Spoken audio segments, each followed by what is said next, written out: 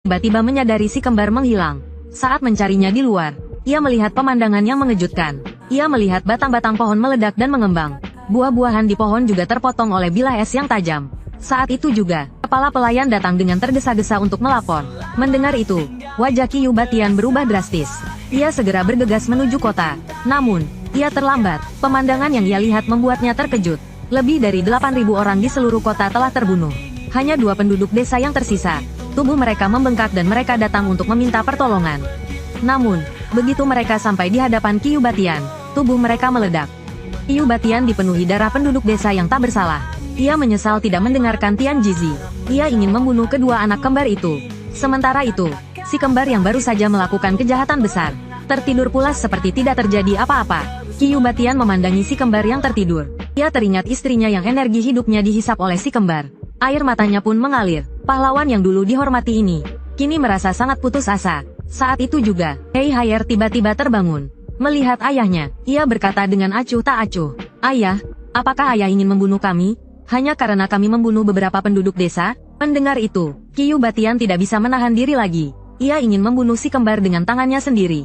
Namun, Hei Haier hanya menyentuhnya sedikit, dan lengan Qiyu Batian langsung membengkak. Kelihatannya seperti Hei Haier yang menyerang. Tetapi sebenarnya mereka berdua, mereka memotong lengan Qiyu Batian dengan bilah es. Si kembar tampak bangga. Ayah, kungfu kami lebih hebat darimu. Tapi sepertinya ayah belum tahu. Ya, kemudian, mereka membunuh ayah mereka sendiri. Sejak saat itu, si kembar berwajah iblis ini. Waktu berlalu hingga saat ini. Sebuah kereta kuda melaju kencang menuju lembah Huale. 3 penjaga aliansi bela diri langsung mengenali bendera hantu kembar hitam dari kota Moling. Tak lama kemudian, hantu kembar hitam tiba di lembah Huale. Bai Gui merasa kesal melihat penduduk desa yang ramai. Kau yakin gadis Zicunya ada di sini? Hei Gui memukul prasasti lembah Huale dengan tinjunya. Cari saja dulu. Lagi pula, lembah Huale adalah kampung halamannya. Atau kita bunuh saja semuanya. Mungkin dia akan keluar kalau begitu. Detik berikutnya, prasasti yang dipukul Hei Gui dengan cepat membengkak. Akhirnya, prasasti itu meledak. Pecahan batu mengenai seorang pemuda. Pemuda itu adalah Sumo, tokoh utama cerita ini. Ia dikirim oleh orang misterius untuk melindungi lembah Huale. Sumo menoleh. Ia melihat Zigui mengambil bola anak-anak, menghancurkannya, lalu menatap anak-anak itu. Lihatlah anak-anak yang lugu ini. Cukup bunuh beberapa. Bai Cuyu pasti akan segera muncul. Sumo melihat niat buruk lawannya, lalu mengambil bola yang diremasnya, dan menghampiri hantu hitam putih.